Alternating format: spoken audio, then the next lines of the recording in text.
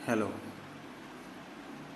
आज मैं आपको नॉर्मल ईसीजी के रिगार्डिंग बताएंगे और एबनॉर्मल ईसीजी के रिगार्डिंग बताएंगे।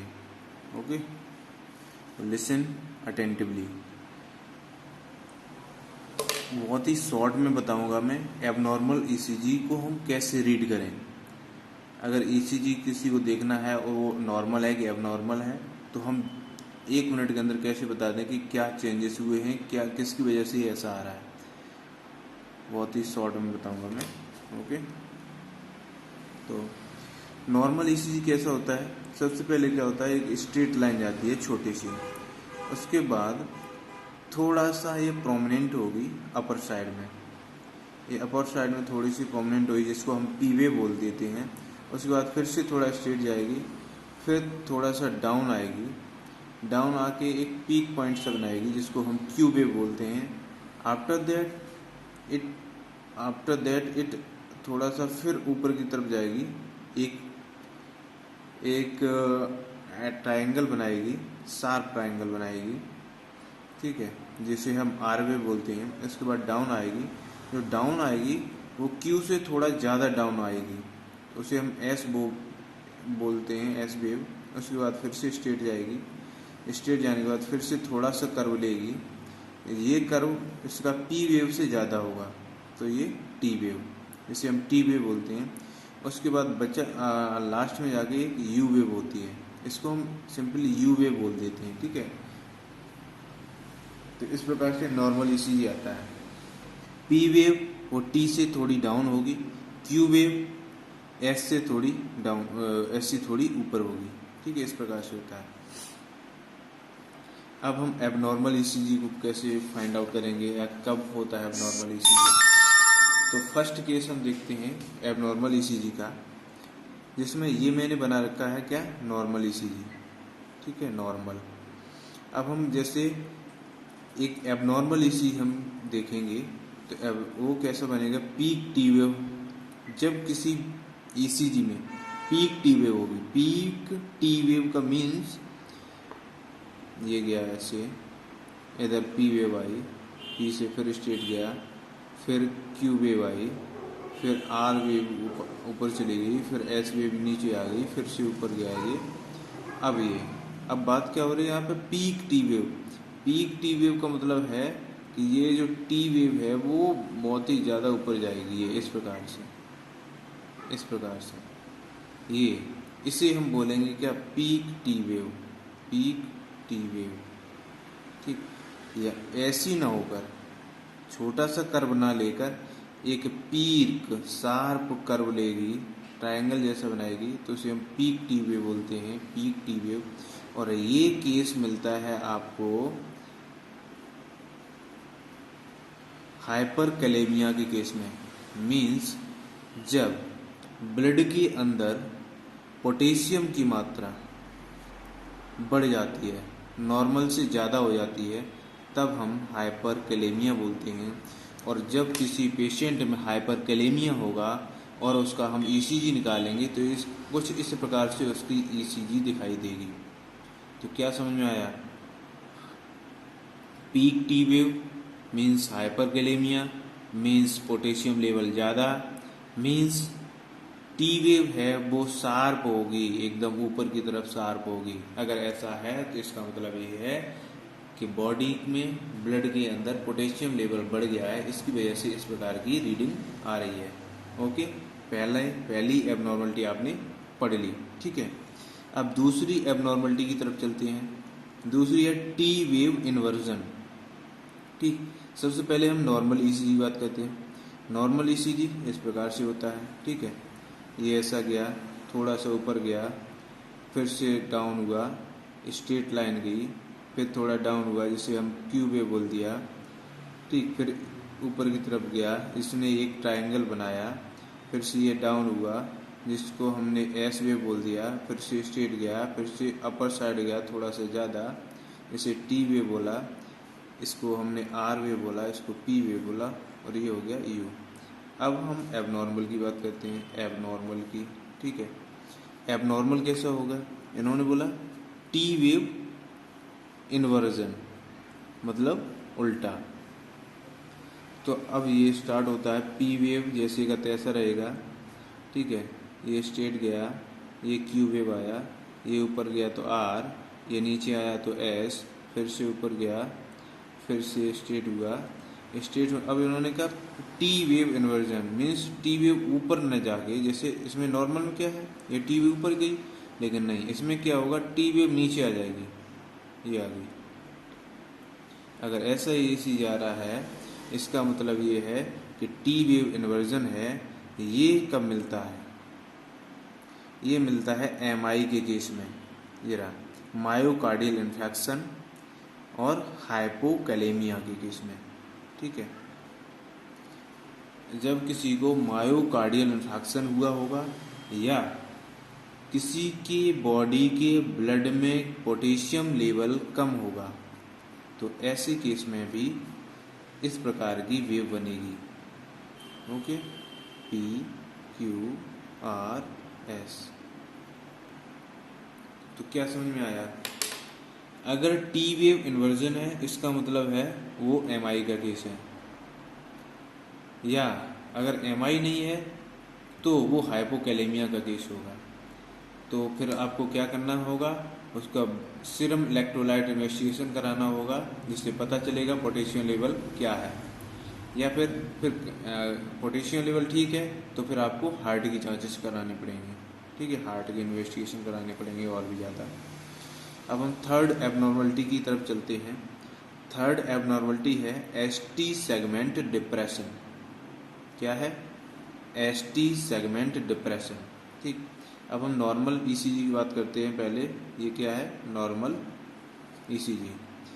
ये इस प्रकार से पी वेव बनी, पी वेव के बाद क्यू वेव बनी, क्यू, उसके बाद आर वेव बनी, उसके बाद एस बनी, उसके बाद टी बनी। ये टी थोड़ा सा पी से थोड़ा ज़्यादा होती है, ठीक है, ये होगी नॉर्मल। अब हम एबनॉर्मल की बात करते हैं। इन्होंने बोला एसटी सेगमेंट डिप्रेशन, मतलब एस ये और टी ये, ठीक है। अब इस दोनों सेगमेंट के अंदर क्या होगा? डिप्रेशन आएगा, ये डिप्रेस हो जाएंगे। कैसे होंगे ये? यहाँ से शुरू हुआ पी वेव में जैसे कि तैसा एज इट इज़ रहेगी, उसके बाद क्यू वेव भी एज इट इज़ रहेगी, आर भी सेम रहेगी, एस भी। अब क्या है, इन्होंने बोला एस टी सेगमेंट डिप्रेशन, तो एस वेव इधर आई और जो एस थोड़ा डाउन जाएगी और जो बॉर्डर पे न जाके, ये क्या है, ये वाली लाइन यहाँ पे न जाके थोड़ा नीचे से मुड़ जाएगी, यहीं से ये मुड़ गई इधर, इधर ये लो, ठीक है, एस टी सेगमेंट ये, और ये बन गया ऐसा, ठीक है।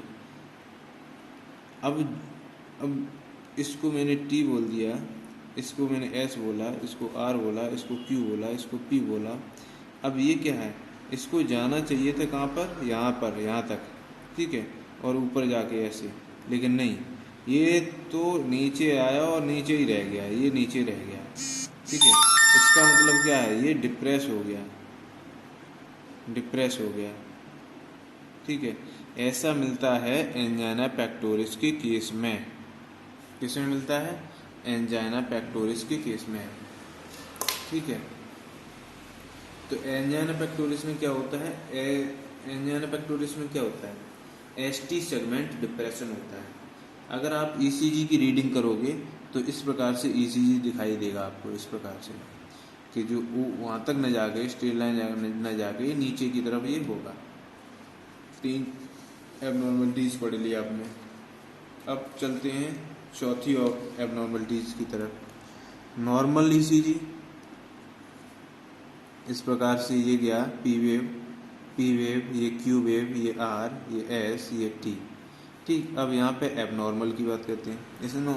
इसमें इन्होंने बोला S T segment elevation means P wave as it is रहेगी, Q wave same no change, S wave P Q R S.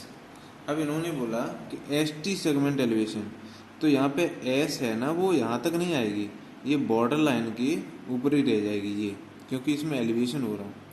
और ये गया ये आपका टी वेव, ठीक है, आना तो चाहिए इसको यहाँ पे, इसके नीचे आना चाहिए था या इसके बराबर, लेकिन नहीं, ये यहाँ पे नहीं आया, ये कट गया, ये नहीं आया यहाँ पे, ये ऊपर ही रहेगा ये।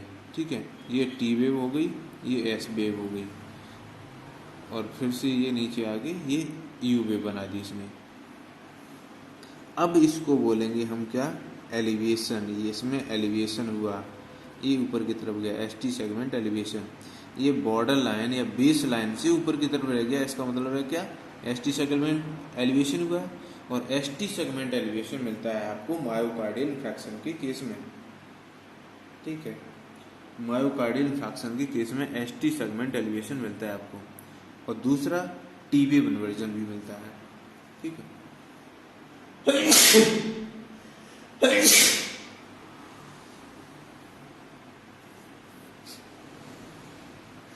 उसके बाद हम बात करते हैं फिफ्थ एबनॉर्मलिटीज की।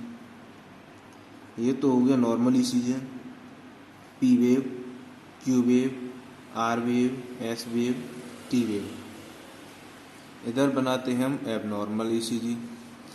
एबनॉर्मल ईसीजी क्या होगा, पी वेव, इन्होंने बोला Q R S complex widening. ठीक है, तो पी में कोई चेंज नहीं होगा, ये इधर आई।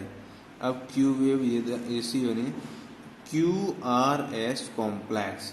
ये जो कॉम्प्लेक्स बनता है, ये जो कॉम्प्लेक्स है ना, इतना, इस यहाँ से लेकर इतनी दूरी है इसमें, इतनी दूरी, लेकिन इसमें क्या है, वाइडनिंग हो जाएगी, मतलब ये चौड़ा हो जाएगा। ये नीचे आया, फिर ये ऊपर गया, ऊपर गया, ये ऐसा गया, अब ये ऐसा आया, ऐसा, ये इधर चला गया नीचे, और नीचे आया, ये ऊपर गया, फिर ये ऐसा गया, फिर ये ऐसा गया। यहाँ पे क्या था, इतना गैप था, अब यहाँ पे कितना है, इतना गैप है। ठीक है, ये गैप ज़्यादा है, मोर गैप। ठीक है, लेस गैप, लेस, बस ये डिफरेंस है, क्यू आर एस। यहाँ से यहाँ तक की डिस्टेंस ज़्यादा हो गई, तो ये कॉम्प्लेक्स वाइड हो गया। वाइड मीन्स समझ रहे होगे, चौड़ा होना। और वाइडनिंग मिलती है किसमें, एरिथमिया के केस में। जिस किसी को कार्डियक एरिथमिया होगा उसको इस प्रकार की वेव देखने को मिलेगी। ठीक है, अब चलते हैं हम छठवीं एबनॉर्मलिटीज़ की तरफ। तो नॉर्मल ईसीजी ये बना, पी वेव। ठीक है, क्यू आर एस टी।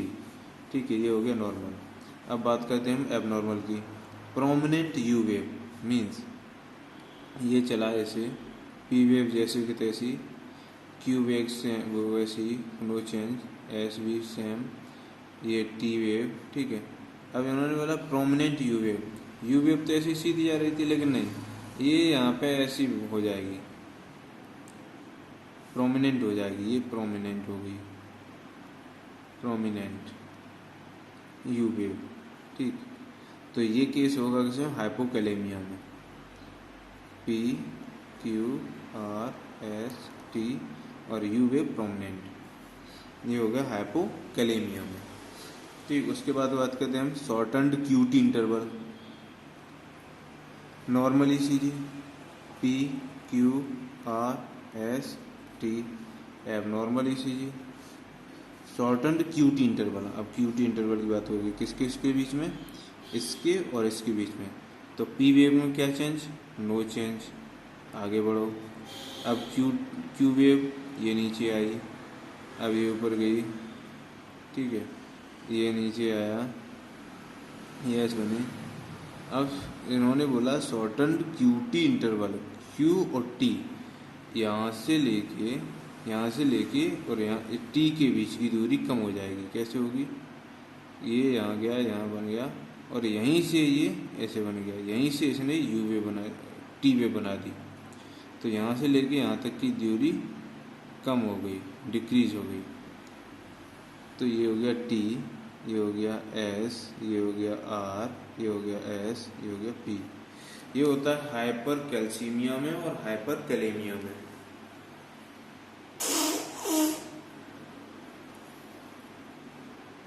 किसमें होता है, hyper calcaemia and hyper kalaemia.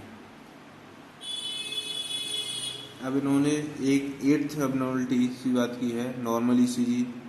ये हो गया PQRST नॉर्मल, ठीक है। अब एबनॉर्मल की बात करते हैं। इन्होंने बोला QT इंटरवल प्रोलॉन्ग, तो P में कोई चेंज नहीं, P जैसे कि तैसा, Q ये आया, R इधर गया, S इधर आया, ये बनाया। QT इंटरवल प्रोलॉन्ग्ड होगा, जाने दो, ये इधर आ गया, अब यहाँ पे बनाया आगे, ठीक है। तो ये हो गया क्या, QSRPT। अब यहाँ से यहाँ तक की डिस्टेंस है वो ज़्यादा हो गई, क्या हो गई, इंक्रीज हो गई। तो ऐसा केस मिलेगा हाइपोकैलेमिया में, हाइपोकैल्सीमिया में, ठीक। तो टोटल 8 एबनॉर्मलिटीज़ मैंने पढ़ी, ठीक। जिसमें से पहली एबनॉर्मलिटीज़ की थी मेरी क्या, हाइपर कैलेमिया। हाइपर कैलेमिया में क्या हो रहा था, पीक टी वेव बन रही है। उसके बाद मैंने पढ़ा टी वेव इन्वर्जन जो एमआई और हाइपोकैलेमिया में मिलता है। उसके बाद पढ़ा मैंने एसटी सेगमेंट डिप्रेशन जो एंजाइना पेक्टोरिस में मिलता है। उसके बाद पढ़ा मैंने एसटी सेगमेंट एलिवेशन जो एमआई के केस में मिलता है। उसके बाद पढ़ा मैंने वाइडनिंग ऑफ क्यूआरएस कॉम्प्लेक्स जो एरिथमिया के केस में मिलता है। उसके बाद पढ़ा मैंने प्रोमिनेंट यू वेव जो हाइपोकैलेमिया में मिलता है। उसके बाद पढ़ा मैंने शॉर्टन क्यूटी इंटरवल जो hyper calcaemia and hyper kalaemia में मिलता है। कैल्सीमिया मतलब कैल्शियम लेवल बढ़ जाना, कैलेमिया मतलब पोटेशियम लेवल बढ़ जाना, ठीक है। उसके बाद है prolong QT interval means hypocalcaemia means calcium level decrease हुआ। इस प्रकार से इतनी एबनॉर्मलिटीज पढ़ी मैंने 10 मिनट्स के अंदर। Thank you guys. हेलो, आज मैं आपको नॉर्मल ईसीजी के रिगार्डिंग बताएंगे और एबनॉर्मल ईसीजी के रिगार्डिंग बताएंगे। Okay, listen attentively. बहुत ही शॉर्ट में बताऊंगा मैं एबनॉर्मल ईसीजी को हम कैसे रीड करें। अगर ईसीजी किसी को देखना है और वो नॉर्मल है कि एबनॉर्मल है, तो हम 1 मिनट के अंदर कैसे बता दें कि क्या चेंजेस हुए हैं, क्या किसकी वजह से ऐसा आ रहा है। बहुत ही शॉर्ट में बताऊंगा मैं। ओके, तो नॉर्मल ईसीजी कैसा होता है। सबसे पहले क्या होता है, एक स्ट्रेट लाइन जाती है छोटी सी, उसके बाद थोड़ा सा ये प्रोमिनेंट होगी अपर साइड में, ये अपर साइड में थोड़ी सी प्रोमिनेंट होगी जिसको हम पी वेव बोल देते हैं। उसके बाद फिर से थोड़ा स्ट्रेट जाएगी, फिर थोड़ा सा डाउन आएगी, डाउन आके एक पीक पॉइंट से बनाएगी जिसको हम क्यू वेव बोलते हैं। आफ्टर दैट इट थोड़ा सा फिर ऊपर की तरफ जाएगी, एक ट्रायंगल बनाएगी, शार्प ट्रायंगल बनाएगी, ठीक है, जिसे हम आर वेव बोलते हैं। इसके बाद डाउन आएगी, जो डाउन आएगी वो क्यू से थोड़ा ज़्यादा डाउन आएगी, उसे हम एस बोलते हैं, एस वेव। उसके बाद फिर से स्ट्रेट जाएगी, स्ट्रेट जाने के बाद फिर से थोड़ा सा कर्व लेगी, ये कर्व इसका पी वेव से ज़्यादा होगा तो ये टी वेव, जिसे हम टी वेव बोलते हैं। उसके बाद लास्ट में जाके एक यू वेव होती है, इसको हम सिंपली यू वेव बोल देते हैं, ठीक है। तो इस प्रकार से नॉर्मल ईसीजी आता है। पी वेव वो टी से थोड़ी डाउन होगी, क्यू वेव एस से थोड़ी डाउन, एस से थोड़ी ऊपर होगी, ठीक है। इस प्रकार से होता है। अब हम एबनॉर्मल ईसीजी को कैसे फाइंड आउट करेंगे या कब होता है एबनॉर्मल ईसीजी। तो फर्स्ट केस हम देखते हैं एबनॉर्मल ईसीजी का, जिसमें ये मैंने बना रखा है क्या, नॉर्मल ईसीजी, ठीक है, नॉर्मल। अब हम जैसे एक एबनॉर्मल ईसीजी हम देखेंगे तो वो कैसा बनेगा, पीक टी वेव। जब किसी ईसीजी में पीक टी वेव होगी, पीक टी वेव का मीन्स ये गया ऐसे, इधर पी वेव आई, पी से फिर स्ट्रेट गया, फिर क्यू वेव आई, फिर आर वेव ऊपर चली गई, फिर एस वेव नीचे आ गई, फिर से ऊपर गया ये। अब बात क्या हो रही है यहाँ पे, peak T wave. Peak T wave का मतलब है कि ये जो टी वेव है वो बहुत ही ज़्यादा ऊपर जाएगी, ये इस प्रकार से, इस प्रकार से, ये इसे हम बोलेंगे क्या, peak T wave, peak T wave. ठीक, या ऐसी ना होकर छोटा सा कर्व ना लेकर एक पीक शार्प कर्व लेगी, ट्रायंगल जैसा बनाएगी, तो उसे हम पीक टी वेव बोलते हैं, पीक टी वेव। और ये केस मिलता है आपको हाइपरकैलेमिया के केस में। मीन्स जब ब्लड के अंदर पोटेशियम की मात्रा बढ़ जाती है, नॉर्मल से ज़्यादा हो जाती है, तब हम हाइपरकैलेमिया बोलते हैं। और जब किसी पेशेंट में हाइपरकैलेमिया होगा और उसका हम ईसीजी निकालेंगे तो कुछ इस प्रकार से उसकी ईसीजी दिखाई देगी। तो क्या समझ में आया? Peak T wave means hyperkalaemia, means potassium level ज़्यादा, मीन्स टी वेव है वो शार्प होगी, एकदम ऊपर की तरफ शार्प होगी। अगर ऐसा है तो इसका मतलब ये है कि बॉडी में ब्लड के अंदर पोटेशियम लेवल बढ़ गया है, इसकी वजह से इस प्रकार की रीडिंग आ रही है। ओके, पहली एबनॉर्मलिटी आपने पढ़ ली। ठीक है, अब दूसरी एबनॉर्मलिटी की तरफ चलते हैं। दूसरी है टी वेव इन्वर्जन। ठीक, सबसे पहले हम नॉर्मल ईसीजी की बात करते हैं। नॉर्मल ईसीजी इस प्रकार से होता है। ठीक है, ये ऐसा गया, थोड़ा सा ऊपर गया, फिर से डाउन हुआ, स्ट्रेट लाइन गई, फिर थोड़ा डाउन हुआ जिसे हम क्यू वेव बोल दिया। ठीक, फिर ऊपर की तरफ गया, इसने एक ट्रायंगल बनाया, फिर से ये डाउन हुआ जिसको हमने एस वेव बोल दिया, फिर से स्ट्रेट गया, फिर से अपर साइड गया थोड़ा सा ज़्यादा, इसे टी वेव बोला, इसको हमने आर वेव बोला, इसको पी वेव बोला, और ये हो गया यू। अब हम एबनॉर्मल की बात करते हैं, एबनॉर्मल की। ठीक है, एबनॉर्मल कैसा होगा? इन्होंने बोला टी वेव इन्वर्जन, मतलब उल्टा। तो अब ये स्टार्ट होता है पी वेव, जैसे का तैसा रहेगा। ठीक है, ये स्ट्रेट गया, ये क्यू वेव आया, ये ऊपर गया तो आर, ये नीचे आया तो एस, फिर से ऊपर गया, फिर से स्ट्रेट हुआ, स्ट्रेट। अब इन्होंने कहा T wave inversion means T wave ऊपर न जाके, जैसे इसमें नॉर्मल में क्या है, ये टी वेव ऊपर गई, लेकिन नहीं, इसमें क्या होगा, टी वेव नीचे आ जाएगी, ये आ गई। अगर ऐसा ही जा रहा है, इसका मतलब ये है कि टी वेव इन्वर्जन है। ये कब मिलता है? ये मिलता है एमआई के केस में, ये रहा मायोकार्डियल इन्फेक्शन और हाइपोकैलेमिया के केस में। ठीक है, जब किसी को मायोकार्डियल इन्फेक्शन हुआ होगा या किसी के बॉडी के ब्लड में पोटेशियम लेवल कम होगा, तो ऐसे केस में भी इस प्रकार की वेव बनेगी। Okay, P Q R S. तो क्या समझ में आया? अगर टी वेव इन्वर्जन है, इसका मतलब है वो एमआई का केस है, या अगर एमआई नहीं है तो वो हाइपोकैलेमिया का केस होगा। तो फिर आपको क्या करना होगा, उसका सीरम इलेक्ट्रोलाइट इन्वेस्टिगेशन कराना होगा, जिससे पता चलेगा पोटेशियम लेवल क्या है। या फिर पोटेशियम लेवल ठीक है तो फिर आपको हार्ट की जांचेस करानी पड़ेंगी। ठीक है, हार्ट की इन्वेस्टिगेशन कराने पड़ेंगे और भी ज़्यादा। अब हम थर्ड एबनॉर्मलिटी की तरफ चलते हैं।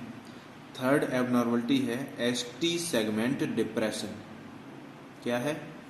ST segment depression. ठीक, अब हम नॉर्मल ईसीजी की बात करते हैं पहले।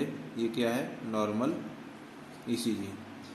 ये इस प्रकार से पी वेव बनी, पी वेव के बाद क्यू वेव बनी, क्यू, उसके बाद आर वेव बनी, उसके बाद एस बनी, उसके बाद टी बनी। ये टी थोड़ा सा पी से थोड़ा ज़्यादा होती है। ठीक है, ये होगी नॉर्मल। अब हम एबनॉर्मल की बात करते हैं। इन्होंने बोला एसटी सेगमेंट डिप्रेशन, मतलब एस ये और टी ये।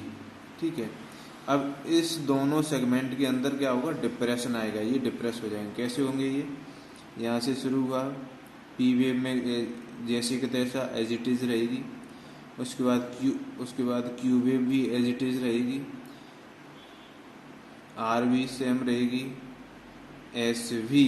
अब क्या है, इन्होंने बोला एस टी सेगमेंट डिप्रेशन, तो एस वेव इधर आई और जो एस थोड़ा डाउन जाएगी और जो बॉर्डर पे न जाके, ये क्या है, ये वाली लाइन यहाँ पे न जाके थोड़ा नीचे से ही मुड़ जाएगी, यहीं से ये मुड़ गई इधर, इधर ये लो, ठीक है, ST सेगमेंट ये, और ये बन गया ऐसा, ठीक है। अब इसको मैंने T बोल दिया, इसको मैंने S बोला, इसको R बोला, इसको Q बोला, इसको P बोला। अब ये क्या है, इसको जाना चाहिए था कहाँ पर, यहाँ पर, यहाँ तक, ठीक है, और ऊपर जाके ऐसे, लेकिन नहीं, ये तो नीचे आया और नीचे ही रह गया, ये नीचे रह गया, ठीक है। इसका मतलब क्या है, ये डिप्रेस हो गया, डिप्रेस हो गया, ठीक है। ऐसा मिलता है एंजाइना पेक्टोरिस के केस में। किस में मिलता है, एंजाइना पेक्टोरिस के केस में, ठीक है। तो एंजाइना पेक्टोरिस में क्या होता है, एंजाइना पेक्टोरिस में क्या होता है, ST सेगमेंट डिप्रेशन होता है। अगर आप ECG की रीडिंग करोगे तो इस प्रकार से ECG दिखाई देगा आपको, इस प्रकार से कि जो वहाँ तक न जाके, स्ट्रेट लाइन न जाके नीचे की तरफ ये होगा। 3 एबनॉर्मलिटीज पढ़ लिया आपने। अब चलते हैं चौथी एबनॉर्मलिटीज की तरफ। नॉर्मल ECG, इस प्रकार से ये गया P वेव, ये Q वेव, ये R, ये S, ये T, ठीक। अब यहाँ पे एबनॉर्मल की बात करते हैं। इसमें इन्होंने बोला ST segment elevation means P wave as it is रहेगी, Q wave same no change, S wave P Q R S। अब इन्होंने बोला कि ST सेगमेंट एलिवेशन, तो यहाँ पे S है ना, वो यहाँ तक नहीं आएगी, ये बॉर्डर लाइन के ऊपर ही रह जाएगी ये, क्योंकि इसमें एलिवेशन हो रहा है। और ये गया ये आपका T वेव, ठीक है। आना तो चाहिए इसको यहाँ पे, इसके नीचे आना चाहिए था या इसके बराबर, लेकिन नहीं, ये यहाँ पे नहीं आया, ये कट गया, या नहीं आया यहाँ पे, ये ऊपर ही रह गया ये, ठीक है। ये T वेव हो गई, ये S वेव हो गई, और फिर से ये नीचे आ गई, ये U वेव बना दी इसने। अब इसको बोलेंगे हम क्या, एलिवेशन। ये इसमें एलिवेशन हुआ, ये ऊपर की तरफ गया, ST सेगमेंट एलिवेशन। ये बॉर्डर लाइन या बेस लाइन से ऊपर की तरफ रह गया, इसका मतलब है क्या, ST सेगमेंट एलिवेशन हुआ। और ST सेगमेंट एलिवेशन मिलता है आपको मायोकार्डियल इंफेक्शन के केस में, ठीक है। मायोकार्डियल इंफेक्शन के केस में ST सेगमेंट एलिवेशन मिलता है आपको, और दूसरा T वेव इन्वर्जन भी मिलता है, ठीक है।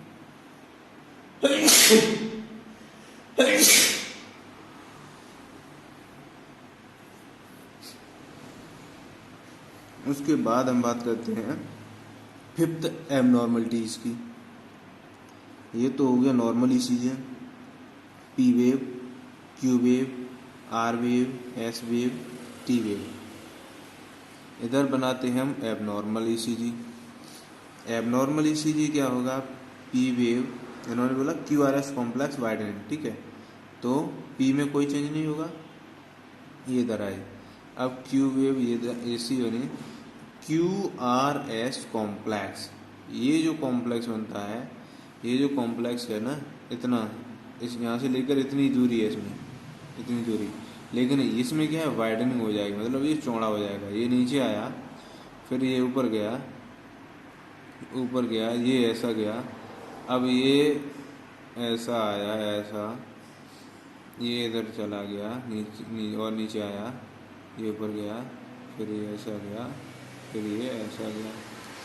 यहाँ पे क्या था, इतना गैप था, अब यहाँ पे कितना है, इतना गैप है, ठीक है। ये गैप ज़्यादा है, मोर गैप, ठीक है, लेस गैप, लेस, बस ये डिफरेंस है। QRS, यहाँ से यहाँ तक की डिस्टेंस ज़्यादा हो गई, तो ये कॉम्प्लेक्स वाइड हो गया। वाइड मीन्स समझ रहे होगे, चौड़ा होना। और वाइडनिंग मिलती है किसमें, एरिथमिया के केस में। जिस किसी को कार्डियक एरिथमिया होगा उसको इस प्रकार की वेव देखने को मिलेगी, ठीक है। अब चलते हैं हम 6वीं एबनॉर्मलिटीज़ की तरफ। तो नॉर्मल ECG ये बना P वेव, ठीक है, QRST, ठीक है, ये हो गया नॉर्मल। अब बात करते हैं हम एबनॉर्मल की। प्रोमिनेंट यू वेव मीन्स ये चला ऐसे, पी वेव जैसे कि तैसी, क्यू वेव से वो वैसी, नो चेंज, एस भी सेम, ये टी वेव, ठीक है।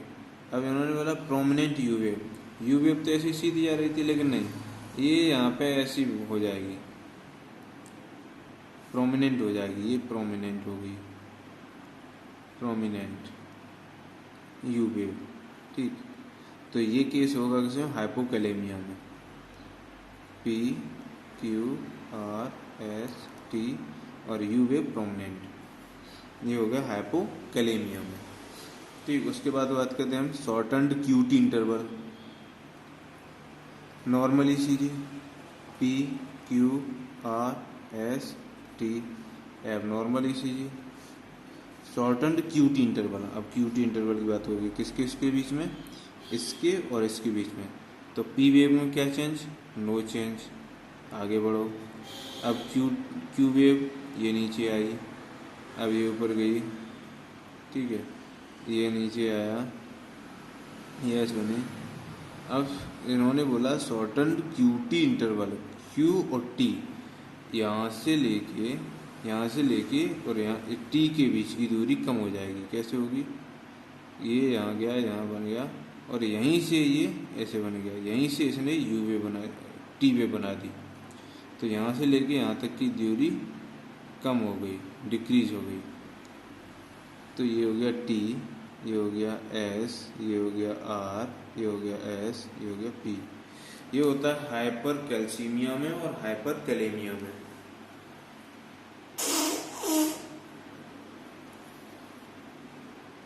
किसमें होता है, hyper calcaemia and hyper kalaemia.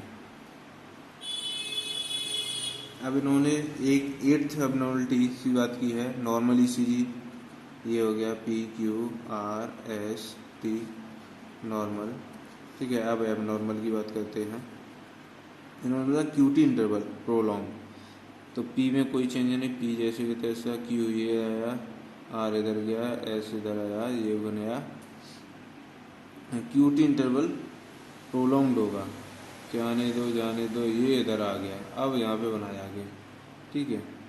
तो ये हो गया क्या, QSRPT।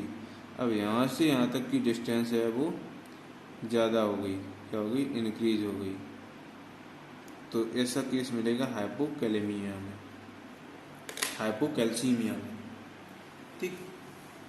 तो टोटल 8 एबनॉर्मलिटीज़ मैंने पढ़ी, ठीक, जिसमें से पहली एबनॉर्मलिटीज़ की थी मेरी क्या, हाइपर कैलेमिया।